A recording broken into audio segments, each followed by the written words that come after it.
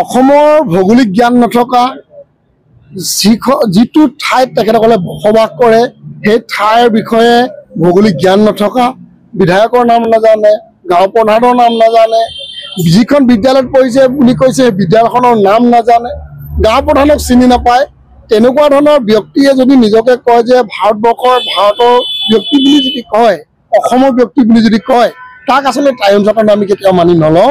তেনেকুৱা ধৰণৰ ব্যক্তি আচলতে আজি আমি তিনিচুকীয়া দেখিবলৈ পাইছোঁ 15-20 জনকৈ ব্যক্তি, কোনোবা এজন ব্যক্তিৰ ছত্ৰছায়াত অৰুণাচলত কাম কৰিবলৈ আহিছোঁ বুলি কৈ তেখেতসকলে অহা আমি ইয়াত পৰিলক্ষিত হৈছে আৰু লগ পাইছোঁ। আমি সেইসকলক প্ৰশ্ন কৰোঁতে বিশেষ একো তেখেতসকলৰ জ্ঞান নাই আৰু আমি কৈছোঁ যে যিজন ব্যক্তিৰ লগত আহিছে সেই ব্যক্তিজনক প্ৰশ্ন কৰিছোঁ আপুনি ক'লৈ লৈ যাব, তেখেতে কৈছে যে আমি অৰুণাচলত কাম কৰিবৰ কাৰণে আনিছোঁ। কিন্তু আমি কৈছোঁ যে অৰুণাচলৰ য'ত কাম কৰিবলৈ আনিছে সেই ঠাই যিজন কণ্ট্ৰেক্টৰ কাৰণে কাম কৰিবলৈ আহিছে কণ্ট্ৰেক্টৰজনৰ লগত কথা পতাক বুলি কোৱাৰ পাছত আমি যেতিয়া কথা পাতিছোঁ তেখেতসকলে কৈছে আমি একো নাজানো। কণ্ট্ৰেক্টৰজনে স্পষ্টকৈ কৈছে যে আমি কেৱল লেবাৰ আনিবলৈ দিছোঁ আৰু তেখেতসকলে পাৰ্মিট সহকাৰে আচলতে বনাই মেলি যদি আনে, ইনাৰলাইন পাৰ্মিট সহকাৰে যদি বনাই আনি কাম কৰোঁ আমি ৰাখিম, অন্যথা আমি ৰাখিব নোৱাৰোঁ বুলি স্পষ্টকৈ কৈছে।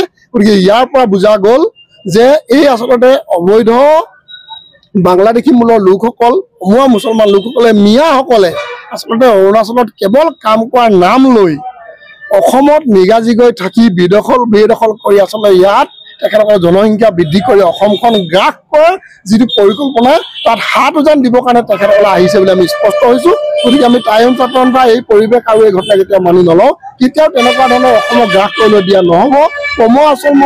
মুছলমান আৰু মিয়াক আমি কেতিয়াও ইয়াত আচলতে উজনি কাম কৰিবলৈ নিদিওঁ। আজি এখেতসকলক আমি উভতাই পঠাইছোঁ।